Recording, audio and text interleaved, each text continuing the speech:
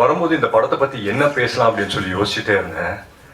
பேசுறதுக்கு அவ்வளோ இருக்கு, ஆனாலும் நிறைய விஷயம் சொல்லலாமா வேணாமாங்கிறதுன்னு தெரியல. So I start with captain of the ship Karthik Naren. Karthik வந்துட்டு அவரோட துருவங்கள் 16 நான் பார்த்தேன். அப்பயே எனக்கு ரொம்ப பிடிச்ச ஒரு படம். அந்த டைம்லேருந்தே சரி இவரோட ஒரு படம் பண்ணணுங்கிற ஒரு ஆசை இருந்தது. பட் எப்படி அமையும் அப்படின்னு சொல்லி தெரியல. சரி எந்த டைம்ல இல்லை அமையும் அப்படின்னு சொல்லி ஒரு கொஸ்டின் மார்க் இருந்துகிட்டே இருந்தது.